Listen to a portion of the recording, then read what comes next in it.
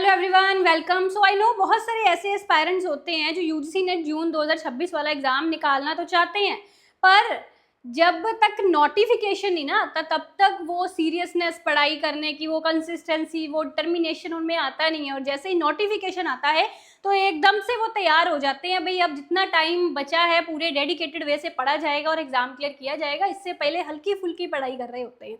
I know, मुझे पता है ऐसे स्टूडेंट ज़रूर होंगे, ऐसे एस्पायरेंट्स ज़रूर होंगे।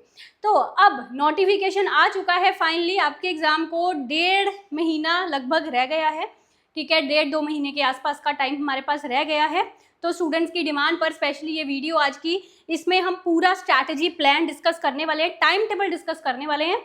और मैं एक सच में चीज़ बताऊं आपको, एक बच्चा जो बहुत मेहनत कर रहा है, बहुत टाइम से मेहनत कर रहा है और काफ़ी ज़्यादा पढ़ रहा है, ठीक है, और दूसरा स्टूडेंट जो ठीक ठाक पढ़ रहा है, सही पढ़ रहा है, एवरेज पढ़ रहा है, पर एक अच्छी स्ट्रैटेजी और अच्छे प्लान को यूज़ करता है, तो ऑब्वियसली वो सेकंड वाले के केस में स्कोर बूस्ट होने के ज़्यादा चांसेस रहेंगे।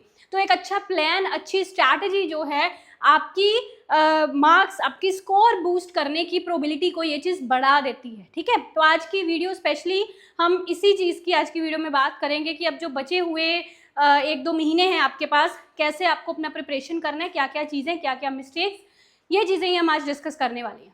तो यहाँ पे ज़रूरी नहीं है कि जेआरएफ उनका ही होता है जो 6 महीने से पढ़ रहे हैं। जेआरएफ उनका भी हो सकता है जो 2 महीने पढ़ें, पर एक फोकस्ड वे में पढ़ें, रैंडम सोर्सेज से नहीं, एक फोकस्ड वे में पढ़ें। ऑब्वियसली उनका भी हो सकता है, और बस वही है कि टाइम ज़्यादा देना पड़ेगा, बिकॉज आपको उनसे कम्पीट करना है जो 6 महीने से या साल से तैयारी कर रहे हैं।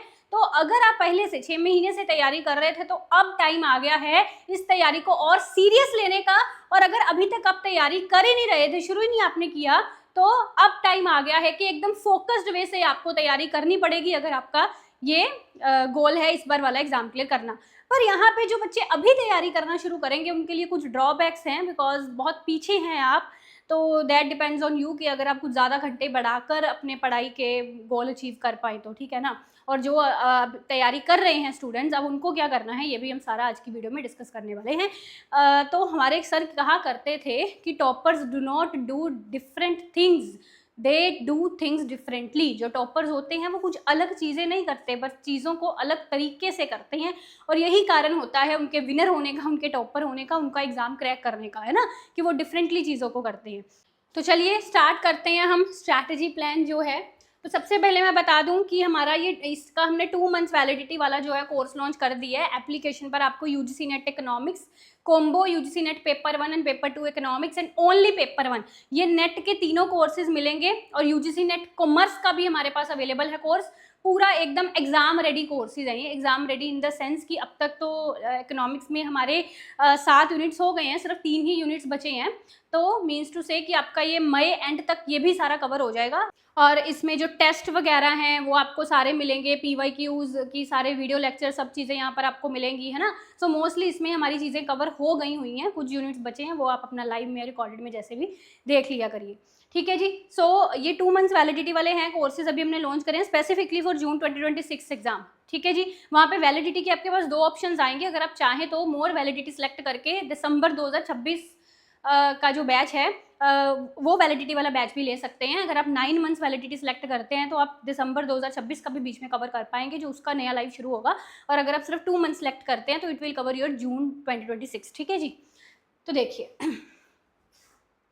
अब यहाँ पे मैं कुछ पॉइंट्स लिखने जा रही हूँ, आप भी मेरे साथ हो सके तो लिखते जाइएगा, इन चीज़ों को नोट डाउन करते जाइएगा। तो first and most important thing is focused random, ठीक है। तो अभी वो टाइम नहीं है कि आपको रैंडम सोर्सेज से पढ़ना है, ठीक है, कुछ इधर से पढ़ लिया, थोड़ा इधर से, चलो, मतलब आपको एक फोकस्ड वे में प्रिपरेशन करनी है। फोकस्ड वे में प्रिपरेशन के एकदम सीरियल ऑर्डर, एक सीक्वेंस में सही से चीज़ें पढ़िए। जैसे कि एक एग्जांपल के तौर पर अगर आपको बताऊं कि हमारा कोर्स है, उसमें आपको एक सीरियल ऑर्डर, एक सीक्वेंस में चीज़ें मिलती हैं, माइक्रो फिर मैक्रो, है ना, पब्लिक इकोनॉमिक्स, एनवायरमेंट, मतलब एक सीरियल ऑर्डर में आप क्लासेस को देखते जाइए। आपको पता है एक स्टेप करने के बाद मुझे दूसरा स्टेप ये करना है, एक क्लास देखने के बाद आपको पता मुझे दूसरा क्लास ये देखना है। That is the focus preparation, random में क्या है कि एक चीज़ आपने यहाँ से पढ़ ली, अब उसके बाद आपको ये नहीं पता कि मुझे दूसरी चीज़ कहाँ से पढ़नी है। उसके लिए आप सोच रहे हो, ढूंढ रहे हो कि मुझे ये चीज़ अब कहाँ से पढ़नी है, इसको ढूंढता हूँ, मैं बुक से ढूंढता हूँ, यूट्यूब से ढूंढता हूँ। तो ये एक रैंडम प्रिपरेशन है। फोकस प्रिपरेशन में आपको नेक्स्ट स्टेप सोचने की जरूरत नहीं पड़ रही, नेक्स्ट स्टेप आपके सामने है, बस आपको सुनना है लेक्चर को और अपना जो है नोट्स वगैरह है जैसे भी है रिवीजन करनी है उसकी। तो मीन्स फोकस प्रिपरेशन ये है। तो इस टाइम पर आप प्लीज़ फोकस्ड प्रिपरेशन करिए, बिकॉज ज़्यादा टाइम नहीं है, कम टाइम है। अब जो बच्चे पहले से प्रिपेयर कर रहे हैं, है ना, अभी तक उनका काफ़ी चीज़ें कवर हो चुकी हैं, थोड़ी चीज़ें ही बची हैं, तो उनका ये है कि वो ना PYQs प्रैक्टिस पर अपना पूरा जोर दे दीजिए इस टाइम पर। PYQs बहुत रंग जमाते हैं भाई, PYQ से बड़ी कोई चीज़ ही नहीं है किसी भी एग्जाम को निकालने के लिए, क्योंकि PYQs हमको बताते हैं एग्जाम की रिक्वायरमेंट।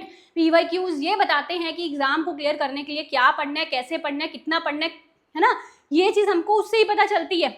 तो मैंने ना PYQs आपको करवाएं, यूट्यूब पर भी हैं काफ़ी सारे PYQs के लेक्चर्स पड़े हुए हैं, कोर्स में तो हमने करवाए हुए हैं। सो स्टार्ट वाचिंग PYQs, अपने मॉक टेस्ट साथ में लगाना शुरू कर दीजिए। यूनिट वाइज हमने दे रखे हैं, जैसे जैसे यूनिट्स होते जा रहे हैं साथ साथ अपने यूनिट टेस्ट जो हैं वो देते रहिए। तो अब जो आप अभी तक पढ़ रहे थे, कंसेप्चुअल क्लैरिटी कर रहे थे जो बच्चे, है ना, अभी तक जनवरी से पढ़ रहे थे, वो इन चीज़ों पर भी अब ज़्यादा फोकस करना शुरू कर दीजिए, मॉक टेस्ट पर साथ साथ में, और अपना PYQs वगैरह लगाना शुरू कर दीजिए, ठीक है जी। और जो स्टूडेंट है कि आपको अभी स्टार्ट करना है प्रिपरेशन करना, तो उनसे ये है कि थोड़ा मतलब कंसेप्चुअल क्लैरिटी पर पहले फोकस कर लीजिए, बिकॉज सिर्फ PYQ से वो काम नहीं चलेगा, सिर्फ MCQ से भी वो काम नहीं चलेगा, मतलब कंसेप्ट क्लैरिटी होना भी यहाँ पे ज़रूरी है। अच्छा, मैं आपको एक चीज़ बताती हूँ, मुझे ना हाल ही में 1-2 दिन पहले कोई स्टूडेंट था, मुझे उसकी बात याद आ गई, कोई बात याद आ गई तो मैं क्लास में डिस्कस कर लेती हूँ। अब ना वो बच्चा पूछता है कि मैम क्या इस एग्ज़ाम को क्लियर करने के लिए मुझे ना 15,000 MCQs चाहिए, 15,000 MCQs लगाने हैं मुझे, तो मेरी इस एग्ज़ाम की अच्छी खासी प्रैक्टिस हो जाएगी। मैं आपको एक चीज़ बता रही हूँ, आपकी ये कॉमन मिस्टेक, ध्यान से बात समझो। ज़्यादा MCQs लगाने से अगर आप समझ रहे हो ना कि आपका एग्ज़ाम स्कोर बूस्ट हो जाएगा, अपना वो हो जाएगा, ज़रूरी नहीं है, एग्ज़ाम क्रैक हो जाएगा। ध्यान से एक समझिए मेरी बात, ये 15,000 MCQ की बजाय अगर आप, रैंडम है ना, ये रैंडम है, अगर आप पिछले 5 सालों के जितनी भी अवेलेबिलिटी है PYQs प्रीवियस ईयर पेपर से सॉल्व कर लेते हैं ना अच्छे से, तो वो ज़्यादा फ्रूट देंगे आपको। बिकॉज अब ये 15,000 MCQ नेट के लेवल के हैं, नेट के लेवल के नहीं हैं, है ना, जिस अकॉर्डिंग एग्जाम में जो चीज़ें पूछी जाती हैं उस लेवल के है भी या नहीं सारे क्वेश्चंस, क्या पता है आपको, बात समझ रहे हो मेरी। मेरा JRF जिस टाइम क्लियर हुआ था, मेरे जो स्टूडेंट्स हैं जिनका JRF क्लियर होता है, जो सक्सेस स्टोरी में आते हैं, है ना, हमारे बैचेस से निकलते हैं, ऐसा कभी नहीं है कि उन्होंने 15,000 10,000 MCQ लगाए थे इसलिए उनका JRF क्लियर हो रहा है। तो अब बच्चा कई बार क्या करता है, तैयारी करनी ही इससे शुरू करता है, MCQ प्रैक्टिस से। कंसेप्चुअल क्लैरिटी नहीं है आपको, PYQs ट्रेंड का नहीं पता आपको, तो पहले MCQ लगा के आप करेंगे क्या। तो फर्स्ट इंपॉर्टेंट थिंग, एक स्टेप बाय स्टेप इन चीज़ों को किया करें प्लीज़, ठीक है, ध्यान से समझो मेरी बात को। पहले आपको कंसेप्चुअल अंडरस्टैंडिंग करनी है, ठीक है, चीज़ों को समझना है, उसके बाद आप PYQs और ये चीज़ें साइमल्टेनियसली भी कर सकते हैं, कंसेप्चुअल अंडरस्टैंडिंग PYQs, ये चीज़ें करिए। जब ये चीज़ें हो जाए इसके बाद लगाइए टेस्ट, रैंडम टेस्ट जो होते हैं, रैंडम MCQs टेस्ट होते हैं, वो तब लगाइए।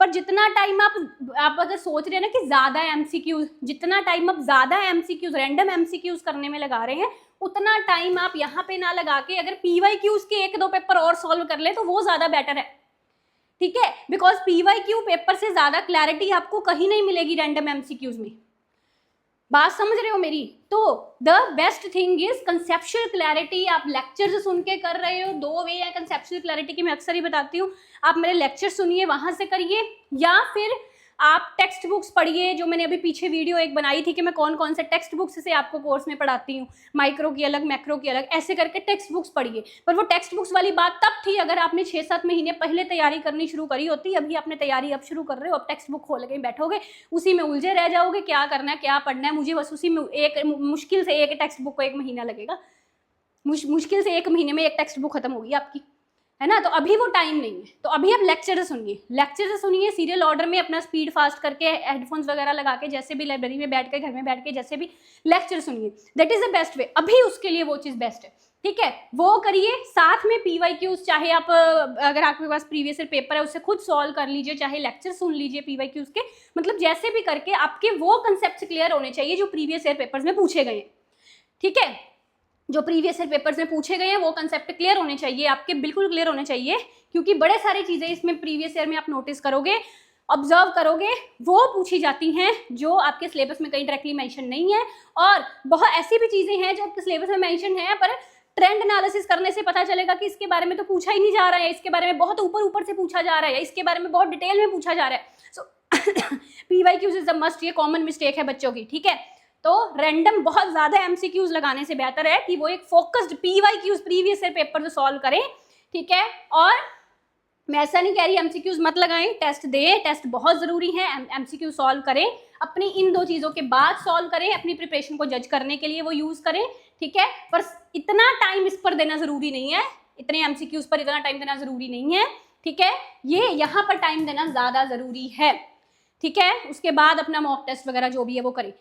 तो अगली चीज ये हो गई एक, अगली चीज यहाँ पे एक मेरी बात समझिए, ये मैंने एक बता दी MCQ वाली चीज, अगली चीज यहाँ पे समझिए कि जो आप नोट्स बनाते हो ना, इसके बारे में एक बात समझिए, इसके बारे में एक बात समझिए, जो आप नोट्स बनाते हो, अब आप नोट्स जैसे भी बना रहे हो, लेक्चर सुन के बना रहे हो, किताबें पढ़ के बना रहे हो, जैसे भी बना रहे हो, अपने नोट्स बना रहे हो, है ना। अब पहली चीज तो ये मैं हमेशा ही बोलती हूँ, हैंड रिटन नोट्स ज्यादा बेटर है बनाने, बजाय कि आप किसी कोचिंग के नोट्स डाउनलोड कर रहे हो, है ना, उससे पढ़ रहे हो, सबसे बेटर रहता है अपने नोट्स खुद बनाने, अपने नोट्स लेक्चर सुनिए और अपने नोट्स खुद बनाइए, अपने हैंड रिटन नोट्स, ठीक है। अब अपने हैंड रिटन नोट्स बनाने के दो फायदे होते हैं, पहला फायदा ये है, चीजें आपके दिमाग में बैठ जाती हैं, रट जाती हैं, आपको भूलती नहीं है ना। दूसरी चीज ये, आपके हैंड रिटन है, आप बहुत अच्छे से उनको समझ पाओगे, रिवीजन टाइम में समझने में आसानी होगी, और आपका अपने हाथ से उसमें अपने अकॉर्डिंगली आपने उसमें एग्जाम्पलें वगैरह लिखी हुई हैं, अपनी भाषा में लिखी हुई हैं, जिस भाषा में आप उसको समझ पा रहे हैं, तो वो बिजली चीज आपको फायदा देगी ही देगी, ठीक है। अब बच्चों का ये सवाल है, मैम बचा 1-1.5 महीना, बताइए अब नोट्स बनाने बैठे, अब तक हमने कुछ किया नहीं था तो अब नोट्स बनाने बैठे, ठीक है। तो उसके लिए क्या है कि अब नोट्स बनाने वाली चीज जो है, इस पर मेरी बात समझिए, इसके लिए देखिए मैं जो कर सकती हूँ, इकोनॉमिक्स वाले एस्पायरेंट्स के लिए मैं आपको वो बता देती हूँ, ठीक है, पेपर 1 के लिए भी बता देती हूँ। इकोनॉमिक्स के लिए आपको क्या करना है, जो मेरी बुक है इकोनॉमिक्स की, सब बच्चों को पता है, डिस्क्रिप्शन में भी लिंक दिया हुआ है, वो बुक्स ले लो, एक बुक है वो बुक ले लो, लेक्चर सुनिए, ठीक है, और साथ साथ में बुक्स पर हाईलाइट करिए, ऐड ऑन करिए। उसमें क्या है कि आपको ऐड ऑन तो करना पड़ेगा थोड़ा उसमें, पर वो उतनी मेहनत नहीं लगेगी जितनी मेहनत आपकी स्टार्टिंग से नोट्स बनाने में लगेगी, है ना, एकदम शुरू से नोट्स बनाने में लगेगी, उतनी मेहनत नहीं लगेगी, कम मेहनत लगेगी, थोड़ी चीज़ें उस पर हाईलाइट कर लो, ऐड ऑन कर लो, आपके लिए काम ईजी हो जाएगा, ठीक है, ये कर सकते हो। दूसरी चीज़, जो हमारे कोर्स में हम PDF देते हैं उसको डाउनलोड कर लीजिए, उसको डाउनलोड करिए और उसका प्रिंट वगैरह निकलवा के साथ साथ में लेक्चर सुनिए, और लेक्चर सुनने के साथ साथ आप वहाँ पर भी हाईलाइट कर सकते हैं चीज़ें, वहाँ पर भी ऐड ऑन कर सकते हैं अपनी लैंग्वेज में, ऐसा भी कर सकते हैं, ठीक है जी। तो वो ऑप्शंस आपके पास यहाँ पे रहते हैं, ठीक है, पर सिर्फ नोट्स से भी मत पढ़िएगा, बिकॉज सिर्फ नोट्स से पढ़कर कभी एग्जाम्स क्लियर होते नहीं है, बिकॉज नोट्स तो हाईलाइट्स होती हैं उन चीज़ों की, है ना। जितनी देर आपको डेप्थ में कंसेप्ट नहीं समझ है ना, डिटेल में उस चीज़ की अंडरस्टैंडिंग नहीं है, तो आपको सिर्फ नोट्स से समझ नहीं आती। नोट्स को याद रखिए, note for conceptual understanding, notes कभी भी कंसेप्चुअल अंडरस्टैंडिंग के लिए होते ही नहीं है। नोट्स का मतलब कंसेप्चुअल अंडरस्टैंडिंग है ही नहीं, नोट्स का मतलब होता है रिवीजन, नोट्स का मतलब होता है रिवीजन। तो नोट्स को रिवीजन के लिए जो बच्चा यूज कर रहा है that is very right, notes को जो बच्चा कंसेप्चुअल क्लैरिटी के लिए यूज कर रहा है दैट इज वेरी रॉन्ग। इस चीज को ध्यान से समझिए। तो कंसेप्चुअल क्लैरिटी के लिए या मेरे लेक्चर सुन लीजिए, नहीं अगर कोई और फील्ड के हो, कुछ भी नहीं लेना आपको मेरे कोर्स में एनरोलमेंट, तो टेक्स्ट बुक्स पढ़िए, किताबें पढ़िए, जो आपकी इंडियन ऑथर्स की, फॉरेन ऑथर्स की बुक्स आती हैं, ठीक है, कुछ सियानीस की बुक है, सल्वाडोरे की बुक है, इस तरह की किताबें पढ़िए, ठीक है, या मेरे लेक्चर सुनिए, तो क्योंकि वो भी आपको उन्हीं बुक से करवाए जाते हैं, तो वो चीज करिए कंसेप्चुअल अंडरस्टैंडिंग के लिए, नोट्स को रिवीजन के लिए यूज करिए, ठीक है, जो आपने नोट्स बनाए हुए हैं जैसे भी है उनसे रिवीजन करिए, ठीक है। तो ये चीज है। अब ये नोट्स वाली गलती आपको बता दी। अगली चीज यहाँ पे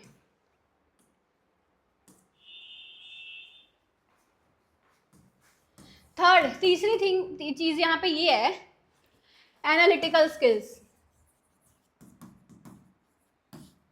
इसका क्या मतलब है मेरा, देखो ये जो एग्जाम है ना, अब इसमें आपको फैक्ट्स भी पूछे जाते हैं और कंसेप्ट्स भी पूछे जाते हैं। फैक्ट्स मतलब कुछ ऐसी चीजें जो आपको रट के जानी है, जो आपको क्रैम करके जानी है और उसका हल ही नहीं है, डेट्स हो गई, फिगर्स हो गई, नाम हो गए इकोनॉमिस्ट के, है ना, एक्ट्स हो गए, ऐसी वाली चीजें जो है वो रटनी पड़ेंगी, उसका कोई कंसेप्चुअल अंडरस्टैंडिंग थोड़ी ना उसमें, तो रटनी पड़ेगी, तो फैक्ट्स को आपको रटना पड़ेगा, क्रैम करना पड़ेगा, ठीक है भाई, ये हो गया क्रैम, ठीक है। अब जो कंसेप्ट होते हैं इसमें आपकी चलेगी एनालिटिकल स्किल, यानी कि आपने कंसेप्ट समझ लिए, कंसेप्ट को रटना नहीं है, पहले तो समझना है, इस तरह से आपको वो चीज़ समझ होनी चाहिए कि एग्जाम में उससे घुमा फिरा के क्वेश्चन आ रहा है, ठीक है, एक कंसेप्ट को दूसरे से रिलेट करके पूछ रहे हैं, कॉज फिनोमेना को वो रैशनल एक्सपेक्टेशन से रिलेट कर रहे हैं, डी वैल्यूएशन बीओपी इनमें पूछ रहे हैं कि कैसे उसको करेक्ट कर सकता है, इस तरह कोई फिनोमेना जो एक से दूसरे थ्योरी से रिलेट कर रहा है ना, तो ये चीजें आपको वहां पे आनी चाहिए, एनालिटिकल स्किल्स की, क्वेश्चन पढ़ के उसको एनालिसिस करके उसके आंसर तक अप्रोच करना है, जो हमने कंसेप्ट पढ़ा था, समझा था, उस कंसेप्ट, उस अंडरस्टैंडिंग को यूज करके हमको क्वेश्चन पढ़ के आंसर तक अप्रोच करना है। ये वाली स्किल बड़े कम स्टूडेंट्स में होती है और कईयों में नहीं होती, पर वो मेरे लेक्चर्स वगैरह सुन के डेवलप कर लेते हैं, है ना, और बोलते हैं सक्सेस स्टोरीज में कि हम ये वाली जो अपनी चीज बताई थी ना, ये स्किल हमने डेवलप करी और एग्जाम हॉल में बड़ी काम आई, ठीक है। रटी रटाई चीजें एग्जाम में, ये फैक्ट्स वाली चीजें, जो फैक्ट्स वाले क्वेश्चन है उसमें रटी रटाई चीजें काम आएंगी आपकी, पर जो कंसेप्चुअल अंडरस्टैंडिंग वाले क्वेश्चंस हैं उसमें आपकी ये एनालिटिकल स्किल काम आएगी, क्योंकि डायरेक्ट नहीं पूछा जाता,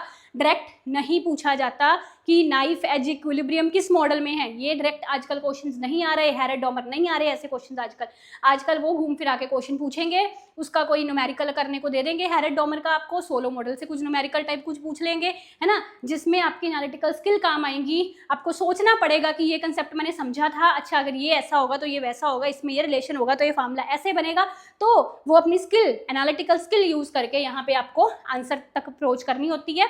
और ये स्किल कैसे डेवलप होगी, दो चीजों से, जो पहले मैंने चीज बताई थी, एक एमसीक्यू प्रैक्टिस, एमसीक्यू प्रैक्टिस आप पीवाईक्यूज लगा लीजिए, एमसीक्यू प्रैक्टिस में हमेशा बोलती हूँ सबसे इंपॉर्टेंट है पीवाईक्यूज, ठीक है, रैंडम एमसीक्यू भी लगा सकते हैं पर पीवाईक्यूज के बाद, ठीक है, और आपकी कंसेप्चुअल अंडरस्टैंडिंग जो आपको किताबें पढ़कर ये लेक्चर सुनकर आएगी, ठीक है। These are the two things for analytical skill. बाकी मुझे नहीं पता ये वो 15,000 एमसीक्यू लगाने हैं, ये करना है वो करना है, I don't know about this kind of things, जो आपकी एग्जाम की रिक्वायरमेंट के अकॉर्डिंग चीज है मैं वो बता रही हूँ, ठीक है। चलिए आगे, नेक्स्ट पॉइंट इज रिक्वायरमेंट। ये वर्ड अगर आप मेरे चैनल पर थोड़ी देर से जुड़े हुए हो, कुछ ही महीने हुए हैं आपको जुड़े, तो ये वर्ड्स आपने मेरे मुंह से बहुत बार सुन लिए होंगे, और अगर काफ़ी साल हो गए हैं जुड़े हुए तो ये शब्द तो अब आपके मुंह पर भी चढ़ चुके होंगे, रिक्वायरमेंट एंड एग्जाम की रेलिवेंसी के अकॉर्डिंग पढ़ना, ठीक है, that is a very very important thing. और मेयर सिलेबस पर फोकस नहीं करना, सिर्फ सिलेबस पर स्टिक हमको नहीं रहना होता, क्योंकि सिलेबस सिर्फ आपको हाइलाइट्स बताता है, भाई ये टॉपिक्स हैं, कंज्यूमर बिहेवियर है, अब कंज्यूमर बिहेवियर में क्या पढ़ना है, कितना पढ़ना है, कैसे पढ़ना है, कौन सी थ्योरी पढ़नी, कौन सी नहीं पढ़नी, सिलेबस ये नहीं बता रहा। ये चीज़ कहाँ से पता चलेगी, ये चीज़ पता चलेगी एक्सपीरियंस से, पीवाईक्यू से, ठीक है। तो बेसिकली यहाँ पर आपको ये देखना होता है कि, अच्छा मैं आपको यहाँ पे ना एक चीज़ बताती हूँ, मुझे याद आ गई, स्टूडेंट की बातें कई बार याद आ जाती हैं, फिर मैं लेक्चर में डिस्कस कर लेती हूँ। एक बार ना, जैसे मेरी बुक है जो इकोनॉमिक्स की, और जहाँ जो हमारा कोर्स होता है उसमें भी जो मनी बैंकिंग वाला यूनिट होता है ना, उसमें मेरा ना एक पहला लेक्चर रहता है, सबसे पहला लेक्चर मनी मार्केट पे लेक्चर रहता है, और मेरी बुक में भी मनी मार्केट वाला टॉपिक है उस सबसे पहले, ठीक है, मनी बैंकिंग वाले यूनिट में। अच्छा एक बच्चा एक बार कहता है, ले ये तो सिलेबस के अकॉर्डिंग पढ़ाया ही नहीं जा रहा, ये तो सिलेबस के अकॉर्डिंग बुक में दिया ही नहीं हुआ, मनी मार्केट तो है ही नहीं, कहाँ है सिलेबस में, दिखाओ मुझे मनी मार्केट कहाँ है सिलेबस में, नहीं है आपके नेट के सिलेबस में मनी मार्केट नहीं है।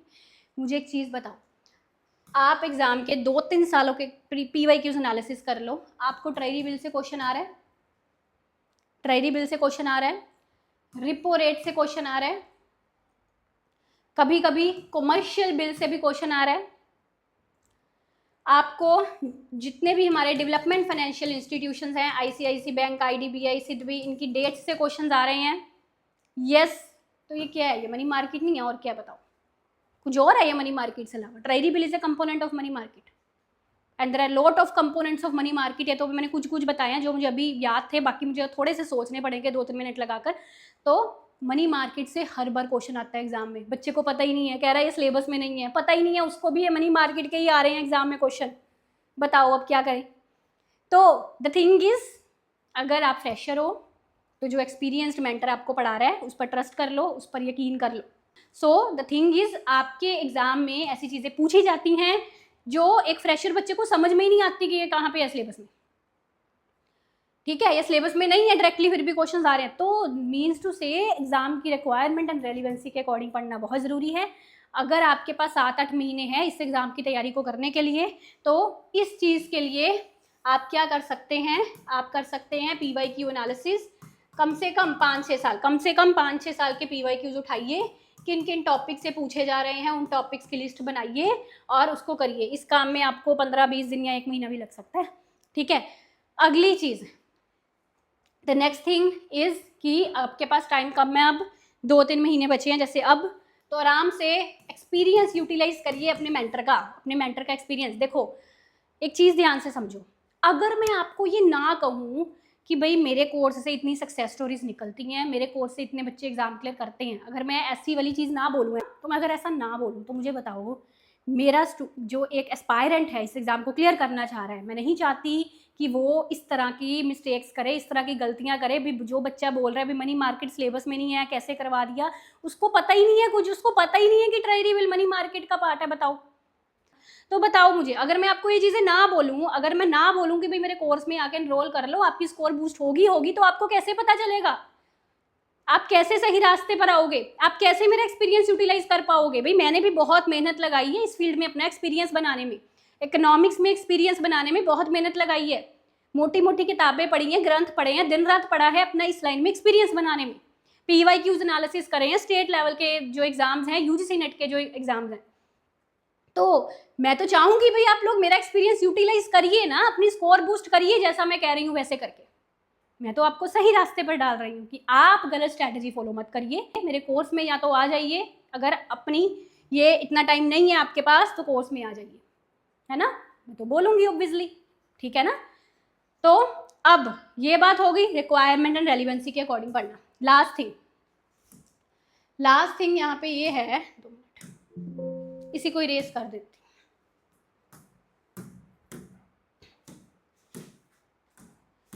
एग्जाम हॉल में जब आप बैठते हो तो एग्जाम अटेम्प्ट कैसे करते हो? एग्जाम हॉल में बैठकर एग्जाम अटेम्प्ट कैसे करते हो, इसमें बड़ी चीज़ें आती हैं। ये हम पूरा आपका एग्जाम अटेम्प्ट वाला अलग से वीडियो मैं बनाती होती हूँ हर बार एग्जाम से पहले, उसमें ये चीज़ें आपको बताऊंगी कि एग्जाम हॉल में एग्जाम अटेम्प्ट कैसे करना है। अब जो आपको एग्जाम हॉल में एग्जाम अटेम्प्ट करना होता है ना, उसके पीछे 5-6 इंपॉर्टेंट पॉइंट्स होते हैं। ठीक है, elimination method, common sense, presence of mind, time management, ये सब हम डिस्कस करेंगे एग्जाम अटेम्प्ट वाली क्लास में। एक और चीज़ याद आ गई मुझे, एक चीज़ और मुझे याद आ गई, टाइम। बच्चे पूछते हैं मैम टाइम कितना दें, बताओ, या कोई टाइम टेबल बता दो। देखो मैं आपको अगर ऊपर से एवरेज टाइम बताऊं तो कम से कम 6 घंटे तो दीजिए, 6 घंटे तो दीजिए कम से कम। अब आपको कितना पेपर 1 पेपर 2 को देना ये आप अपनी रिक्वायरमेंट के अकॉर्डिंग देखिए, बट आई विल सजेस्ट कि क्या होता है कि जो आपका, अब मुझे बाकियों का नहीं पता, मुझे इकोनॉमिक्स का पता है, मुझे ऐसा लगता है कि पेपर 2 इकोनॉमिक्स जितना प्रिडिक्टेबल है ना, पेपर 1 थोड़ा उससे कम प्रिडिक्टेबल है।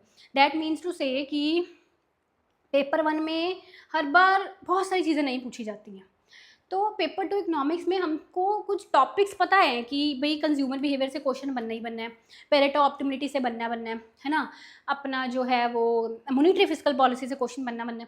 तो पेपर 1 के बारे में मुझे ऐसा लगता है कि इस तरह का प्रिडिक्टेबल पोर्शन थोड़ा कम है कि, है ना, किससे आएगा ही आएगा। और उसमें ऐसा है कि हायर एजुकेशन PD जैसे यूनिट्स है, उसमें आपको बहुत पढ़ना पड़ रहा है, बहुत, पर इतना ज़्यादा कवर करने के बावजूद भी उसमें कंफर्मेशन नहीं है कि भी इससे एक भी क्वेश्चन आएगा कि नहीं आएगा। तो ये वाली जो चीज़ है ना थोड़ी, ये पेपर 1 में ज़्यादा है, मुझे ऐसा लगता है, अनप्रिडिक्टेबल वाली चीज़ है ना, उसमें कुछ यूनिट्स में ये प्रॉब्लम है बहुत। तो अब मुझे शायद इसलिए ऐसा लगता है बिकॉज इकोनॉमिक्स में जो आपको पढ़ाया जाता है ना, मोस्टली एक्सपेक्टेशंस जो करी जाती हैं उससे आता है, शायद मुझे इसलिए ऐसा लगता है, पर ये चीज़ मुझे लगती है। तो मीन्स टू से उसके अकॉर्डिंग अगर मैं देखूँ तो आप 2 आवर्स पेपर 1 को दे सकते हैं और 3 आवर्स आप इकोनॉमिक्स को दे सकते हैं, पेपर 2 इकोनॉमिक्स को। ठीक है, 2.5 लगा लो, 1 बच गया, एलोकेटिव एफिशिएंसी नहीं करी हमने। चलिए सारे रिसोर्सेज को यूटिलाइज नहीं करा, 3.5 इधर ले आओ, 2.5 इधर ले आओ, ठीक है। तो ऐसा पढ़ सकते हैं। और जो वर्किंग है ना, काम कर रहे हैं या कॉलेज जा रहे हैं अपना, तो उनके लिए यही रहता है कि जिस टाइम पर वो उठते हैं 2 घंटे पहले उठ जाओ, जिस टाइम पर वो सोते हैं 2 घंटे बाद सो जाओ, 4 घंटे तो यहीं से बन गए। अब दिन में 2 घंटे कोई भी निकाल लो, और ठीक है, तो वो ऐसे भी प्रिपरेशन कर सकते हैं। But the thing is not quantity, ठीक है, फोकस ऑन क्वालिटी। ध्यान से इस बात को समझिए। जैसे अभी मैंने 15,000 MCQ वाली चीज़ बताई थी कि क्वांटिटी पर फोकस मत करिए, क्वालिटी पर फोकस करिए कि वो 15,000 रैंडम कौन से MCQs हैं, आपके पेपर के लेवल के पैटर्न के हैं भी या नहीं है। उसकी बजाय अगर आप क्वालिटी MCQs कर लो, जो PYQs है ना, वो कर लो, जो ज़्यादा अच्छा है। तो इसी तरह ये चीज़ भी है, यहाँ पे क्वांटिटी से ज़्यादा क्वालिटी, वो डिपेंड करता है कि आप कितना क्वालिटी एजुकेशन, अपना क्वालिटी टाइम दे रहे हो। दैट मीन्स टू से कि जिस टाइम आप पढ़ रहे हो आपके दिमाग में कोई डिस्ट्रैक्शन नहीं चल रही, आपका दिमाग इधर उधर नहीं दौड़ रहा, आपका दिमाग पूरा आपकी स्टडी की तरफ है, आपकी पढ़ाई की तरफ है, आपके दिमाग में सिर्फ आपके कंसेप्ट्स हैं और कुछ नहीं आ रहा है ना। बजाय कि ऐसी स्टडी आप 10 घंटे भी कर लोगे कि जिसमें भाई आधे घंटे बाद दिमाग थोड़ा नोटिफिकेशन देख लें, क्या फ़ोन पर आ गया देख लें, तो चेक तो कर लें, आज खाने में क्या बना, ये खाने का दिल करा, चलो जोमेटो से मंगा लेते हैं। मतलब अगर आपके दिमाग में ऐसी ऐसी चीज़ें आधे घंटे का 15-15 मिनट बाद दौड़ रही है ना, तो आप क्वालिटी स्टडी नहीं कर रहे। तो क्वालिटी स्टडी के लिए ज़रूरी है कि अपने फ़ोन को साइड पर रख दीजिए, उसको साइलेंट कर दीजिए और पूरा ध्यान आपका, एवरीथिंग, आपका दिमाग, आपका दिल, सब कुछ आपकी स्टडी की तरफ हो, आपकी पढ़ाई की तरफ हो, आपके दिमाग में कंसेप्ट दौड़ रहे हो। और मैं तो ये भी बोलती हूँ भाई, इस टाइम पर क्या होता है कि जिस अच्छा आप 5-6 घंटे पढ़ रहे हो, ठीक है, उसके बाद कुछ टाइम ऐसा होता है जिस टाइम आप कोई फिजिकल काम कर रहे हो, जैसे मान लो आप गाड़ी चला रहे हो या ट्रैवल कर रहे हो, कुछ भी ऐसा है ना, जिस टाइम आपका दिमाग फ्री है, उस टाइम पर भी आप दिमाग में कंसेप्ट दौड़ाइए, रिपीट करिए, रिवीजन करिए अपने दिमाग में। जो कल मैंने सारा दिन में पढ़ा था उसको दिमाग में रिवाइज करिए। इस तरह अपने दिमाग को ट्रेन करिए कि एग्जाम क्लियर करना है, तो हर टाइम आपके दिमाग में वो चीज़ें चल रही हैं, ठीक है। और रात को सोते समय सोचिए कि आज जो मेरा टारगेट था पढ़ने का, वो मैंने कंप्लीट कर लिया कि नहीं किया। अगर पढ़ा हुआ तो घंटा और जाके कंप्लीट करके सो जाइएगा, या कल 1 घंटा एक्स्ट्रा पढ़ लीजिएगा। That are the very important things, ठीक है। और क्या सवाल हैं आपके, मुझे कमेंट्स में ज़रूर बताना। इसी तरह की और वीडियोस के लिए चैनल को सब्सक्राइब कर लीजिएगा। और अगर इकोनॉमिक्स के किसी भी एग्जाम की तैयारी कर रहे हैं तो फटाफट से हमारी एप्लीकेशन डाउनलोड कर लीजिएगा, best strategy, best resources, best guidance and best faculty के साथ। Thank you, best of luck.